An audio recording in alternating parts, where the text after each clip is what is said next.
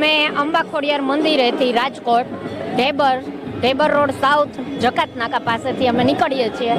આ અમારું 23મું વર્ષ છે અને તમે જોઈ શકો છો કે દરેક પુરુષ અને મહિલાઓ જે આ પહેરવેશમાં નીકળે છે એ માને ખૂબ ખુશ કરવા અને રીઝવવા માટે જ નીકળે છે.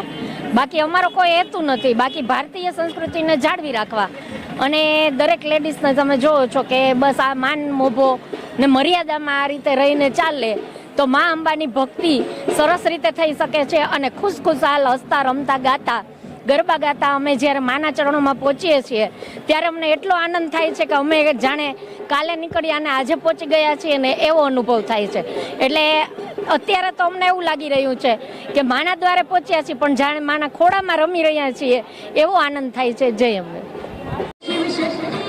જય માતાજી, જય અંબે.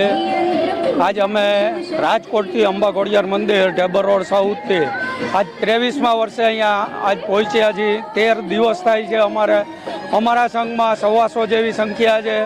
માતાજીની દયાથી અમારે ઘરનું રસોડું જ જમીએ છીએ, અમારા ઉતારે જ જમીએ છીએ અને અમારે રોજે રોજ 15 દિવસના ટોટલી એકો એક ડ્રેસ અલગ હોય છે, એકો એક કપડાં અલગ હોય છે કે જેથી કરીએ આજ માના પ્રસંગમાં જવાનું છે. એ દ્રષ્ટિએથી, એ ભાવનાથી અને માને ખુશ કરવા માટે કે મા અંબા ખુદ અમારા આજ માતાજીના મંદિરે આવી અને નોરતામાં ગરબા રમે એ માટે થઈ અમે પ્રયત્ન કરીએ છીએ.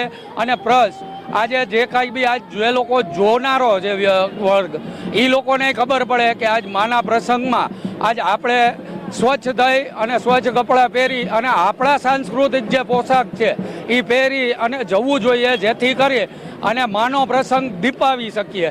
આજ માના પ્રસંગને દીપાવવા માટે થઈને આપણી હાજરીની જરૂરિયાત છે. બાકી તો માને ત્યાં કોઈ કમી જ નથી. ગમે એટલા તમે આવો છો એને ખબર જ છે, પણ આજ માનો એક પ્રસંગ છે એ દીપાવવાની વાત છે.